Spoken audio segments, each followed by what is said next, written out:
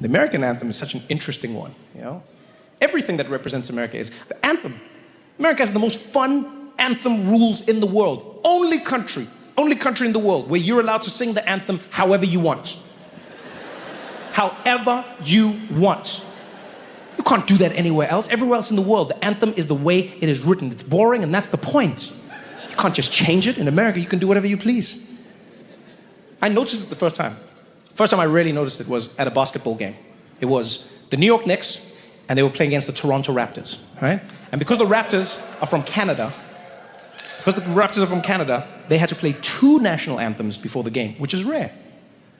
Right? So that we're in the arena, and everyone's like, and then the voice comes on. It's like, ladies and gentlemen, please stand for the Canadian national anthem. And everybody stood. And then they just played like a tape somewhere. You could tell they didn't care. And it was the song, the Canadian song. It's always the same. It's like, oh, Canada,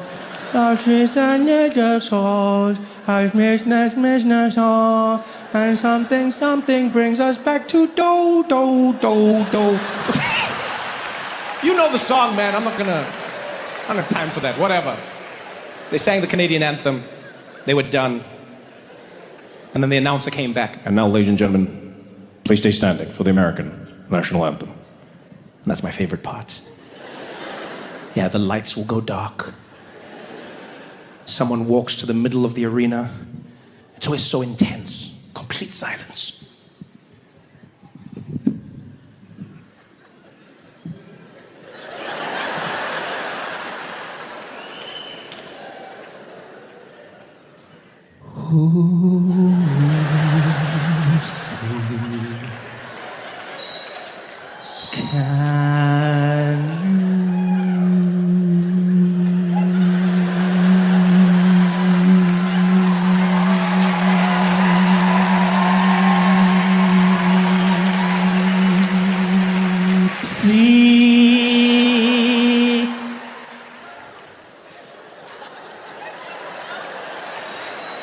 By the dawn, early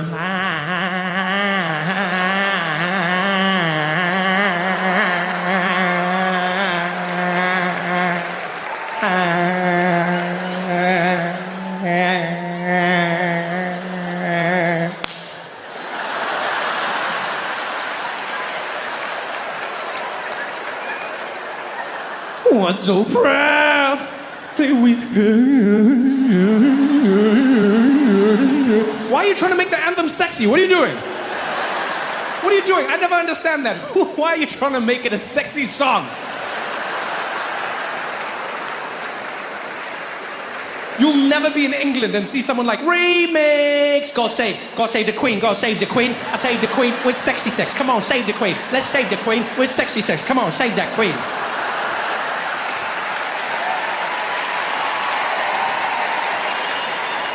Oh, man.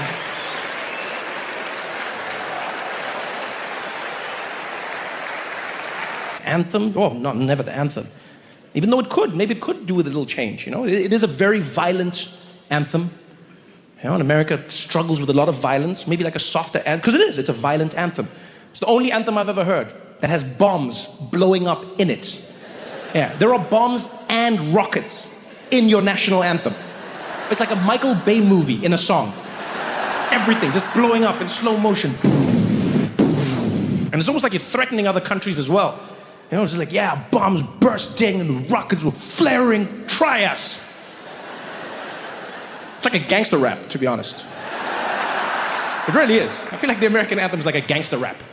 You know, it has all the same elements. It has the violence, has the threats. You know how much it's similar to a gangster rap? The American anthem is the only anthem where you can put the word bitch at the end of any line and the song still makes sense. Gave proof through the night that our flag was still there, bitch.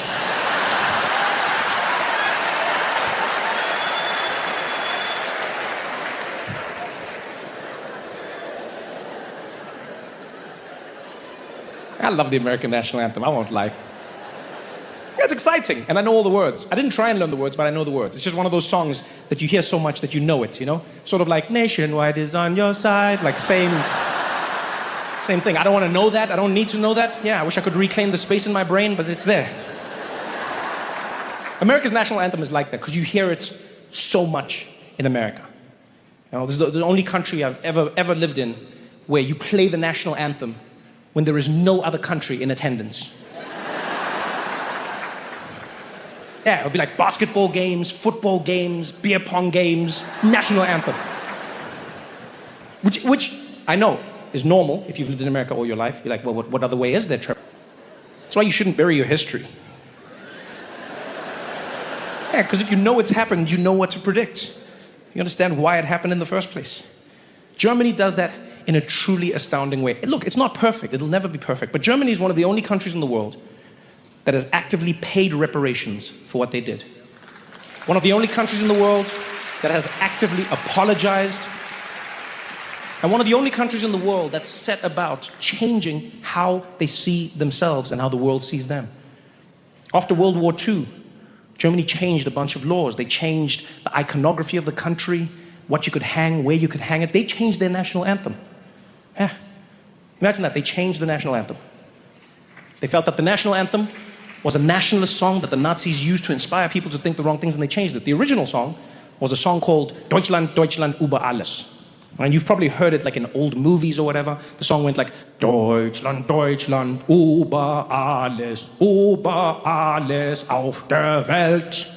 And translated into English, it means, Germany, Germany, over everything in the world.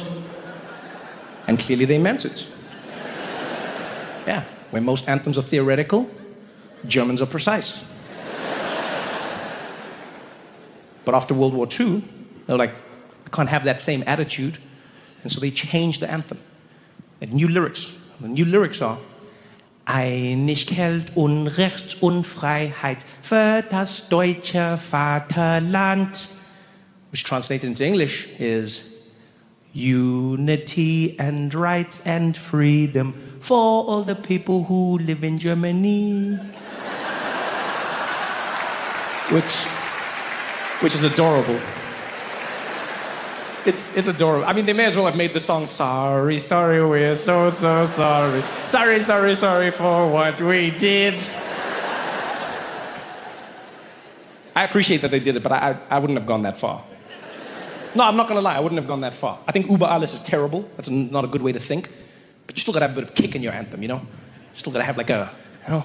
Yeah, I would have found like a middle ground. Mine would have been like, Deutschland, Deutschland, irgendwo in den Top 5. Nicht über alles auf der Welt. Because we are definitely in the top 5 when you think about it.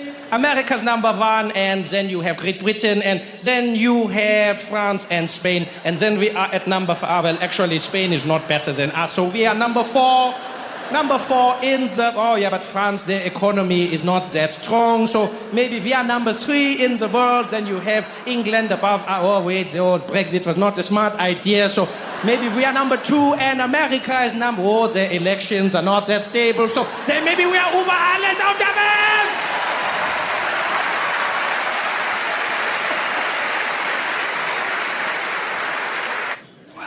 And now, we are living through history. Do you ever think about that?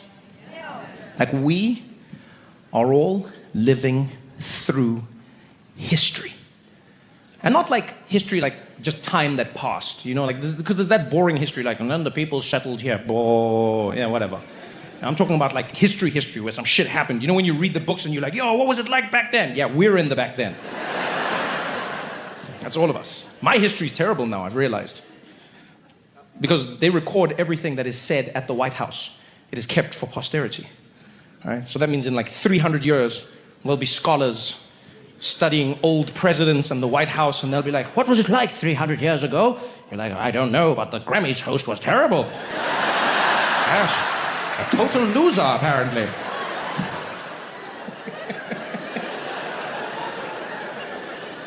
And a bunny was performing at the Super Bowl. Also terrible. Absolutely terrible. What a time.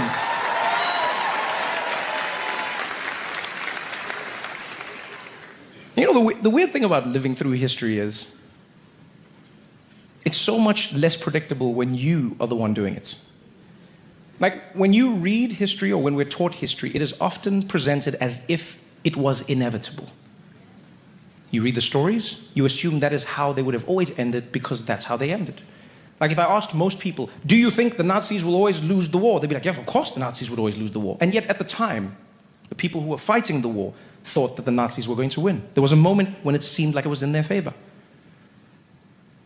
When you're in history, it's a completely different gambit. Like, whenever I'm in Washington, D.C., I like to go and visit the National Museum of African American History and Culture. And if you've never been, let me tell you, it is one of the most profound experiences you will ever have in your life. It is a museum unlike any other I've ever been to, for a few reasons. You know, one is it is as complete a telling as is possible of Black history in America, which is history. But it's a history that's often not told, right? And you go to this building, and unlike other museums, you can't just choose your own adventure. You know, normally you walk in a museum and then it's like, what do you want to do, dinosaurs or space? You pick. There, they curate your moving through time. And so when you get to the museum, you start at the very beginning of Black people in America, and then it moves all the way through to the present day, right? And so it starts underground, literally, you go underground, and then it starts with slavery, spoiler alert. And then they move you through time, and then you get to the end, and then there's Oprah.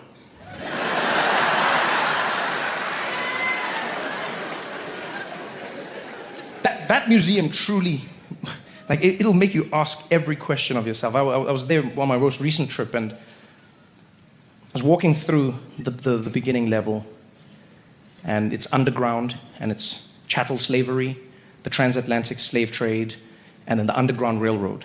And so it's an emotional ride as well. You know, it's painful, it's oppression, and then there's this moment where you can see people rising up and fighting for what they believe in, overcoming. And because it's so engaging, you see people experiencing it in a different way. There were these two kids next to me, maybe 14 years old, and they were having a conversation that I was eavesdropping on. And the one turns to the other one, he's like, yo, man. He's like, what would you have done if you was around back then, man? He's like, would you have been a slave? He's like, yeah, well, yo, what? He's like, nah, they would have had the wrong one, man. They would have had the wrong one. Yo, I would have cooked their ass, man. You trying to make me a slave? I would have cooked their ass. He's like, nah, you capping. He's like, nah, for real, I would have cooked their ass. I would have cooked their ass. And they're laughing and they're engaging in it. And I was like, either this is the delusion of youth, which is necessary for a revolution, or that's who they would be. Either way, it didn't matter. What I loved is that they were asking the question, who will you be when history calls?